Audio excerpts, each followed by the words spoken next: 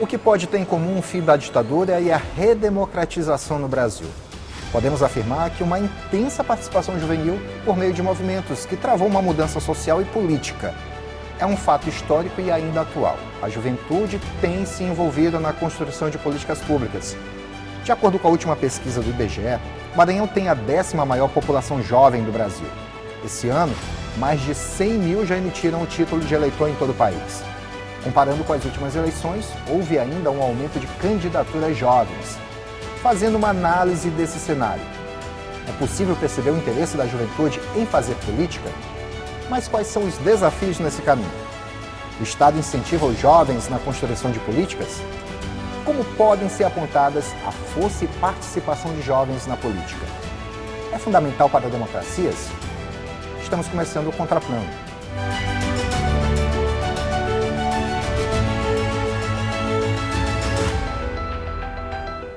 Olá, eu sou João Carvalho e no Contraplano de hoje trazemos mais um debate sobre questões que estão no dia a dia da população.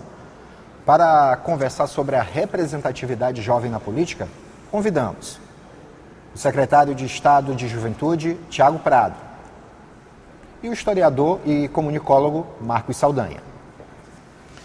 Vou começar conversando com você, secretário. Primeira pergunta, eu já dei até já fiz uma deixa no início aqui, que é justamente saber do interesse da juventude. É possível o jovem de hoje se interessar por política? É mais do que é possível e a gente acaba percebendo isso que tem rolado, né, como diz os jovens, é bem atual. A gente percebe que cada vez mais o lugar do jovem é na política. O exemplo disso é as últimas candidaturas, a gente percebe um aumento gigantesco de candidatos e até muitos que lograram êxito. A gente tem diversos exemplos até no Congresso, onde jovens colocaram o seu nome à disposição da sociedade e hoje galgaram êxito e estão representando ali os seus estados, os seus municípios. E isso acabou sendo um fator impulsionador até para diversos jovens que eram alheios à questão da política, eram alheios a questão partidária, mas através desse movimento e também casado com o marketing, questão das redes sociais, isso tem impulsionado o interesse também de uma parcela da sociedade jovem em ingressar e participar mais desse debate. A gente sabe que a juventude hoje está cada vez mais plural, uma juventude mais dinâmica, mas a gente fica feliz, não só pelo Maranhão, né, mas também todo o Brasil vê um interesse a mais nesse debate tão importante, tão democrático, que é o processo político. Então eu lhe afirmo e lhe digo com toda a alegria que o professor Marcos e ressalta a importância de estar nesse momento, esse debate que é tão salutar pelo ano que estamos eleitoral, que é possível sim o jovem estar na política e se fazer presente. Marcos, vamos fazer um pouco de resgate histórico, porque o jovem vem se envolvendo politicamente de forma mais forte, basicamente desde os anos 1960. Né? E aí passou pela década de 1980, um grande envolvimento político também, momento da redemocratização. Lá nos anos 1990 houve também uma outra participação forte dos jovens na política, já nos anos 2000 também. É possível, diante disso tudo, dizer que o jovem realmente se reconheceu como um ente político e por isso decidiu entrar dentro do campo? Olha, primeiro, parabéns pelo tema, né? É importante estar conversando sobre isso. E essa questão é interessante porque a gente precisa entender que existe um movimento permanente, um movimento constante. Se a gente pensar numa geração em torno de 25 anos, um quarto de século, você vai ter sempre, em cada século, no mínimo 4 ciclos diferentes. E são essas novas gerações que a cada 4 ciclos, no mínimo dentro de um século, vão ter que decidir o que na história vai permanecer, vai ser permanência e o que vai ser mudança. Então, estará sempre na mão da juventude esse processo. Então, é por isso que é muito importante todo mundo tomar consciência de que o futuro que é da juventude, ele é construído no presente. Por isso que as políticas públicas para a juventude, elas são fundamentais. Porque essas gerações, elas estão sendo formadas de que forma para tomar que decisões daqui a pouco tempo. Então, eu acho que essa grande questão é um desafio, porque se você pensa, por exemplo, o nosso modelo de democracia é a democracia greco-romana. Então, se você pensa Roma, que é a democracia representativa, onde você escolhe um representante, ele ia ao Senado para poder tomar as decisões, o jovem, ele estava fora. Os senadores eram geralmente pessoas de 60 anos, por exemplo. Então, ele era chamado para a guerra, por exemplo, mas não era chamado para participação política direta. Isso sem contar que você excluía mulheres. Então, hoje, diferente disso, você tem, por exemplo, a possibilidade de, aos 18 anos, o jovem ser vereador. Isso é uma grande mudança. E aos 16 anos, já poder votar. Então, do ponto de vista jurídico, você convida o jovem para participação política, inclusive partidária, muito mais cedo do que em outras épocas.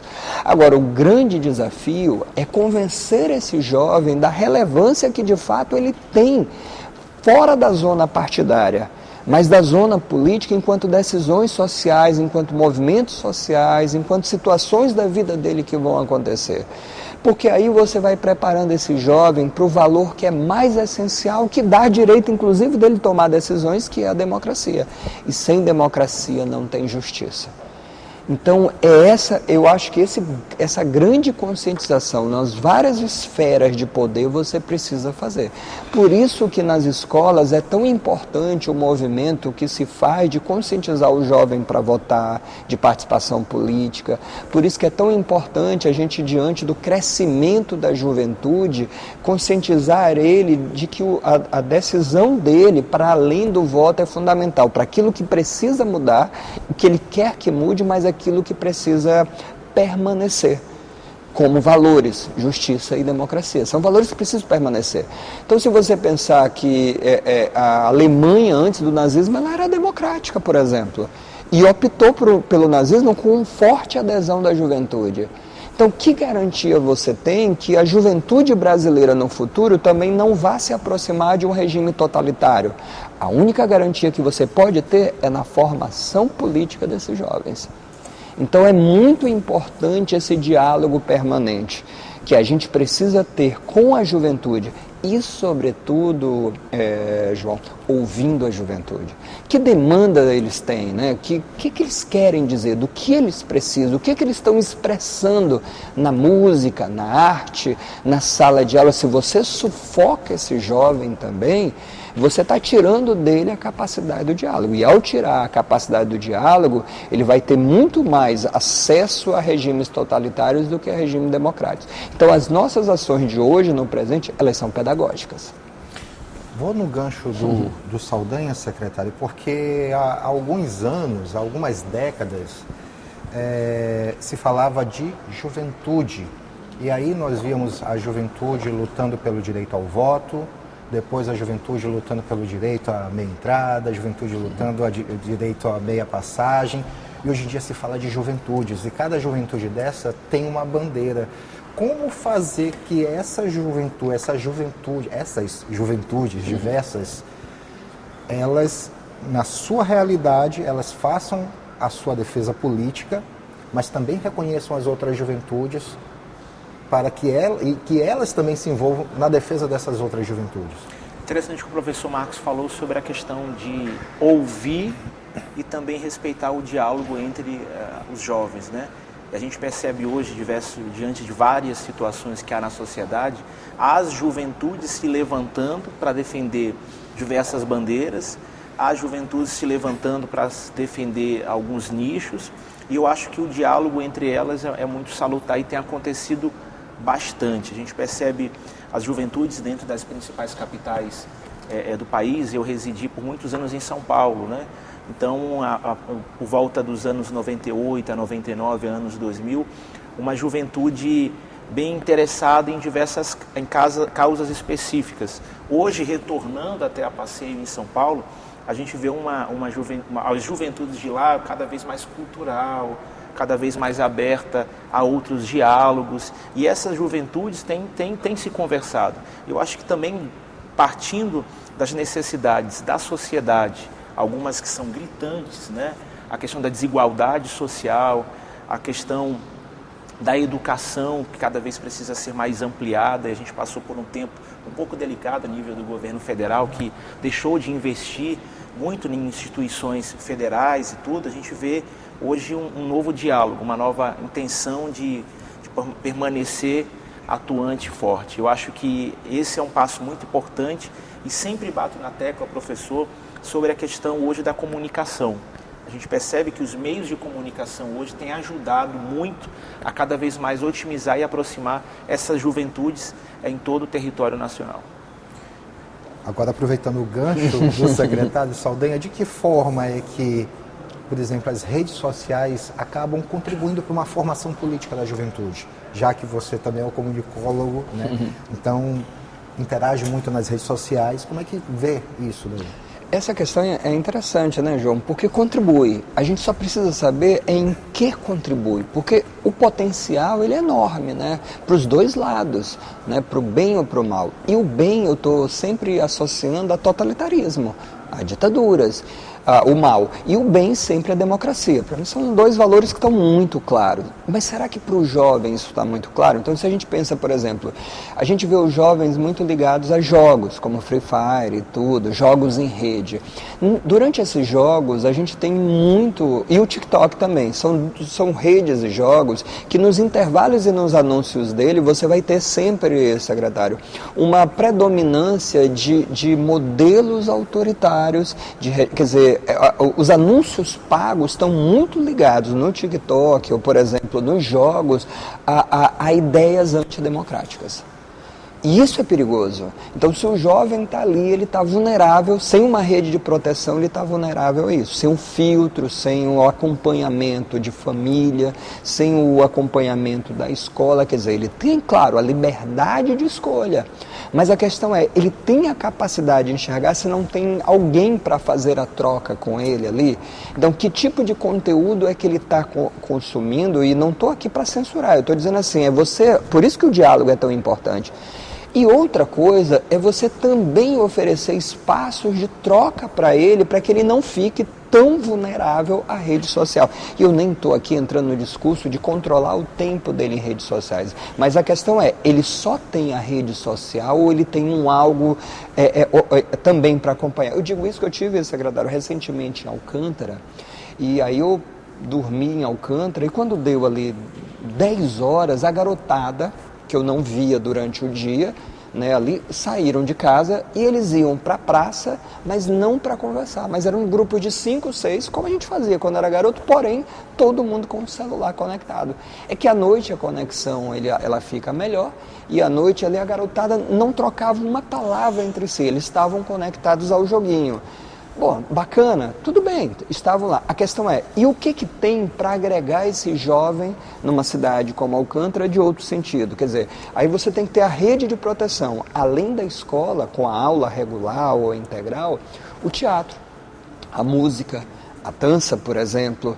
Então, a própria festa popular, como tem a festa do Divino Espírito Santo, quer dizer, que momentos você tem, que espaços e tempo você tem para a integração desses jovens, daquilo que ele está consumindo, também ter a troca, para que ele possa compreender os valores. Então, ainda que ele esteja exposto na rede social, no jogo, a informações e ideologias, ou enfim, ou a um incentivo de práticas antidemocráticas, na troca que ele tem com familiares, com amigos e nos espaços culturais que ele venha a frequentar, ele não possa ficar tão vulnerável, pelo menos a uma única visão. Vamos dizer assim, pelo menos visão única ele já não teria. Então a gente tem essa responsabilidade de promover, de ofertar para esses jovens, mais do que criticar o quão nocivo ou quão positivo, é garantir que ele tenha acesso a vários tipos de informação e conhecimento. Livros, bibliotecas. Então a gente precisa oportunizar isso para ele.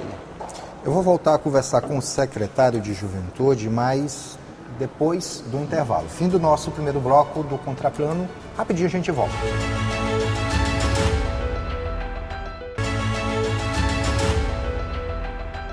O Contraplano está de volta. Hoje estamos debatendo sobre a representatividade jovem na política. E como eu falei no final do primeiro bloco, minha pergunta agora é para o secretário de Estado de Juventude, o secretário Thiago Prado. como é que são feitas as escutas dos jovens em prol das políticas deles? Porque se quer que o jovem participe de política, eu acho que o primeiro passo é justamente ouvir os anseios. Como é que é feito esse serviço de escuta para que ele se sinta um ente político? Em muitas das entregas da Secretaria de Estado da Juventude, a gente acaba tendo esse contato mais direto e acaba sendo um momento salutar para poder trocar ideias e ouvir um pouco os jovens, né? A gente faz aí a entrega do cartão transporte universitário, são mais de 5.000 unidades, e nessa entrega, a pedido do governador Brandão, a gente faz essa entrega com diversas equipes e aproveita os momentos também para ouvir, ter esse feedback sobre algumas ações e sobre o interesse do jovem na política. E eu tenho um ponto que eu acho muito importante, que nas últimas entregas, nas últimas ações pelo interior do estado, a gente percebeu o interesse de alguns jovens em acompanhar aquilo que o candidato até então lançou como proposta de governo, né, plano de governo, e eles seguem acompanhando. O próprio cartão transporte foi colocado como plano de governo e eles ali replicaram, que foram acompanhar, souberam da proposta à época e agora viram a execução e ficaram felizes por acompanharem que de fato está sendo cumprido. Então a gente percebe um retorno muito salutar nessa política pública e também percebe o interesse, o nível, né, do jovem em relação a ter o seu retorno do seu voto bem investido, que eu digo. Votou consciente, está vendo o retorno, porque isso é muito importante. A gente sabe que o nicho da juventude ele é muito utilizado no ano eleitoral.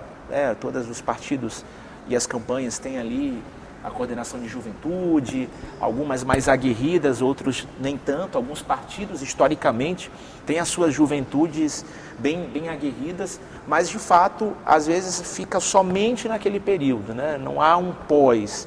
E eu acho que cada vez mais, tanto o Estado, tanto os próprios partidos, tanto a própria sociedade tem que cada vez mais ouvir os jovens, não só naquele momento da campanha, da pré e da campanha, mas pós também, porque eu acho que o lugar de jovem é na política e através do jovem que a gente vai, quem sabe, ter demais comandantes, representantes com outras visões, né? A gente percebe um parlamento hoje que, por sua base, é muito jovem, que alguns, eu acompanhando alguns dados, colocaram o seu nome a primeira vez para a sociedade, lograram êxito, hoje são deputados estaduais, deputados federais, estão ali representando os seus estados e a maioria deles com propostas e ideias novas, como temos hoje propostas que são parcialmente de deputados novos, eu falo do Congresso, do gabinete compartilhado, alguns até chegam a lançar até editais,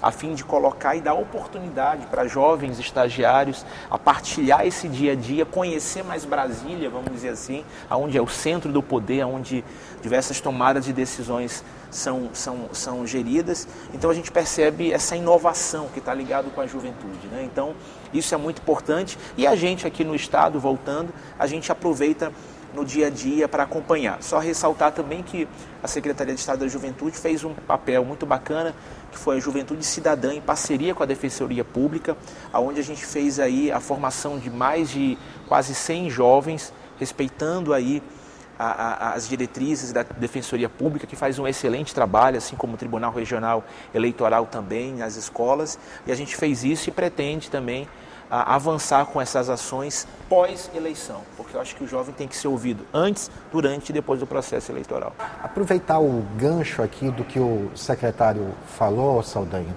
quero puxar justamente contigo o envolvimento, né, do órgão jurídico que trabalha eleitoralmente dentro do Estado, que é o Tribunal Regional Eleitoral, né, que tem desenvolvido nas escolas a campanha Voto Jovem. Aí eu quero o teu olhar, tanto educador como olhar historiador, como é que tu vês esse envolvimento, né, esse incentivo por parte do judiciário, fazendo com que o jovem se envolva, inclusive pelo caminho que perpassa por estar na política, que é tirando o título eleitoral? Pois é, João. Engraçado que esse caminho que o TRE encontrou, né, o TSE de forma nacional, foi interessante porque, assim, Primeiro, ele entendeu que o principal canal de comunicação com o jovem é a rede social, como a gente comentou antes, né, do impacto que tem, e conseguiu fazer isso muito bem. Não só na escolha da montagem das peças, dos personagens para poder guiar essas peças, e a mobilização que a gente viu de artistas em shows, né, e isso pautou a escola. Então, e quando o tribunal vai para dentro da escola, a Secretaria de Juventude abraça isso, a escola está aberta para esse diálogo com o tribunal, legal, bacana. Só que aí tem uma coisa que ainda assim, esses são eventos pontuais, por conta de efemérides como a eleição, como tirar o título, e você tem respostas. Eu acho que o grande desafio é manter esse assunto permanente, como eu falei antes, dentro da escola. Esse é o desafio maior, porque se você incentiva o jovem a tirar o título de eleitor para que ele vote e você tem sucesso, bacana. Mas você tem que lembrar que a sociedade brasileira está polarizada. E essas crianças, esses jovens que estão na escola, eles vivem no meio dessa polarização. Então há aquele que a família diz que odeia política e aquele jovem, ele traz para a sala de aula essa questão. Aquele jovem de uma família de extrema direita, dominado pelo fundamentalismo religioso, ele traz essas coisas para a sala de aula. Ao jovem militante, mais ligado à esquerda, de religião de matriz africana, ele traz esse debate para a sala de aula, e esses enfrentamentos às vezes ele acontecem na escola, com os professores, entre os alunos. Então a escola não está fora disso, pelo contrário, a escola é parte disso. Então o grande desafio é como manter esse debate saudável, permanente, mas sobretudo o enfrentamento disso. Porque se a sociedade está polarizada e na escola você não ensina, não trabalha, não tem um espaço para o diálogo ser feito, apesar das diferenças, apesar das divergências, você vai manter essa polarização por quantos ciclos geracionais pela frente. Então o desafio do professor agora, do educador, falando mais do que o professor, né, secretário, ele redobrou. Porque ele tem que ter muito mais cuidado no conteúdo que ele seleciona, na abordagem que ele vai fazer, se ele pretende que esses valores que eu falei, democracia e justiça, sejam permanentes. Porque a gente não pode esquecer que a saúde da democracia ela é algo que precisa ser cuidado diariamente. Então não existe isso de que conquistamos a democracia e é daqui para frente, não. A história também existe em retrocesso. Por vários momentos a sociedade viveu de retrocesso. Então, para que esses retrocessos não aconteçam, é preciso diariamente essa discussão de cidadania estar na sala de aula. Aí me passa agora pela cabeça o quanto que professor de história deve estar sofrendo em sala de aula. Inclusive virou motivo de piada, de meme, o desafio que o professor tem. E aí você tem o bom professor que faz esse diálogo e que sofre uma série de reveses, mas que continua firme. Mas você também tem, por exemplo, professor despreparado, professor que ainda não tem a capacidade de lidar com isso, famílias que pressionam. Quantos exemplos a gente viu de escolas que pais, de alguma forma, tentaram fazer a intervenção, tirar o filho, alunos que maltrataram professores, que agrediram professores. Então, entende? Isso tudo está muito forte. Então, é por isso que você precisa fortalecer, sobretudo, a educação. E isso se faz também com investimento. Então não adianta a gente falar isso de uma forma muito abstrata e não lembrar de investimento. E outra coisa, esse jovem, ele também assim, tem trabalho para ele? Porque você fala, vamos tirar o título de eleitor, vamos votar. Aí ele tirou o título de eleitor, mas aí ele tem que buscar emprego em outra cidade. Ele vai migrar e ele não vai votar. Ele vai, no máximo, justificar o voto por obrigação. Então, políticas públicas significa isso. Eu faço a campanha para ele tirar o título de eleitor, mas eu preciso, eu pedi para você votar, mas agora cadê a resposta também? Aí vem política pública para ele permanecer na cidade dele, para ele mudar a cidade dele, para ele transformar, fazer projetos. Então, tudo isso é muito importante. Esse protagonismo que a gente fala, virou uma palavra, né, Zé? Protagonismo juvenil, mas tem que ter uma estrutura que garanta para esse jovem que ele é protagonista da história dele. Certo. Secretário, a gente vai falar sobre coletivos de jovens, mas é depois do intervalo. Voltamos já com o último bloco do Contraplano.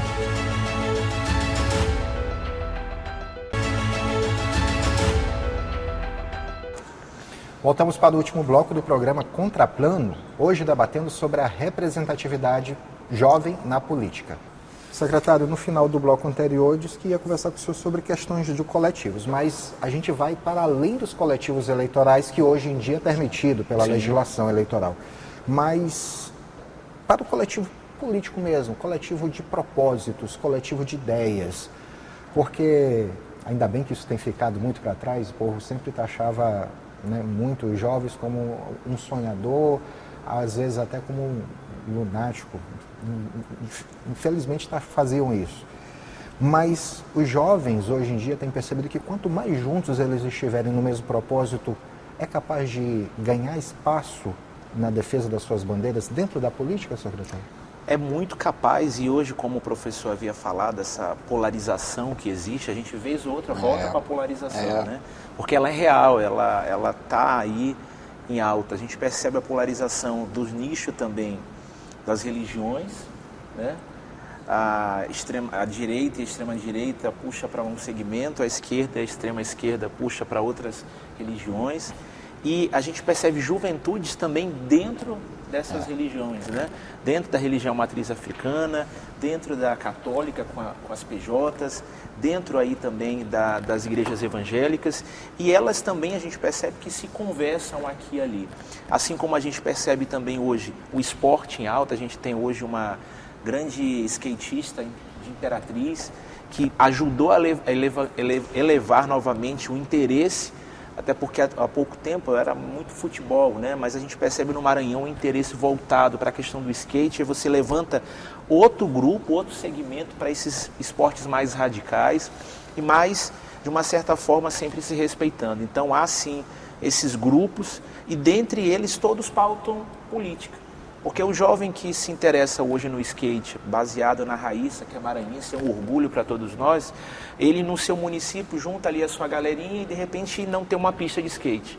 Aí ele vai bater lá na porta do vereador ou vai bater na porta do prefeito, vai começar a exigir, e se não fizer, ele já sabe que tem a eleição agora, um candidato, talvez jovem, se interesse, que começa a levantar essa bandeira, que vai fazer e tudo. Então, sempre tem a política, né? Então a gente percebe que o nosso papel cada vez mais como Secretaria de Estado da Juventude é conscientizar e alertar cada vez mais os jovens, né, sobre, baseado nos seus nichos, nos seus coletivos, a cada vez mais sempre olhar para essa questão da política, porque não temos para onde correr. É a política que vai mudar a realidade da sociedade, ela é essa peça preponderante.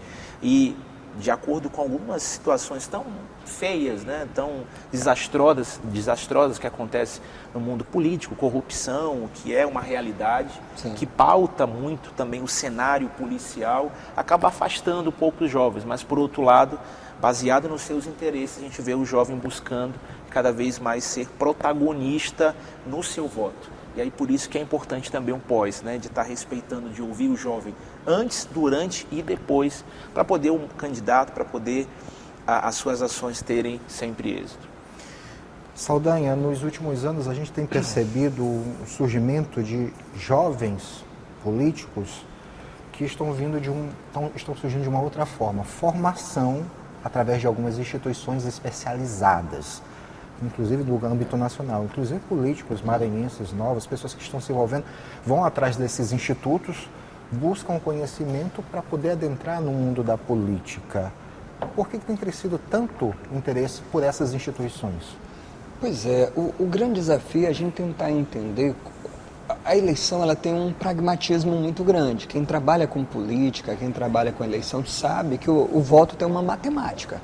Você precisa, né, contabilizar onde é que está o voto, naquela comunidade, as bases eleitorais, tudo é muito matemático e pragmático para ganhar a eleição. Porém, existem algumas coisas que elas são intuitivas, que é a própria mudança da sociedade.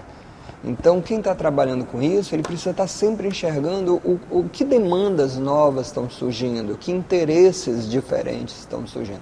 E aí a grande questão é, se essas instituições, elas estão buscando jovens, os olheiros, eles enxergam onde estão esses garotos, vão chamando e vão arrebanhando ele para os segmentos. Então hoje, se você pensar, por exemplo, as igrejas evangélicas, elas têm os núcleos de poder dele, elas têm as organizações políticas, política e partidária.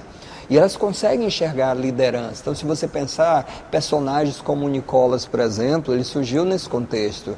Quer dizer, houve uma busca, uma preparação, uma arregimentação política para isso. Né? É um caso. O que me preocupa é justamente ao inverso. Que espaço existem para aquele garoto que ele não tem uma estrutura, mas que ele tem interesse na política, ele tem potencial para a política e ele precisa buscar espaços de participação política, não só partidária, mas espaços de participação política. Sim. Então, por exemplo, eu lembro que o governo fazia as escutas territoriais, né, entender quais eram as demandas. Então é legal você entender, esses jovens, eles estão participando.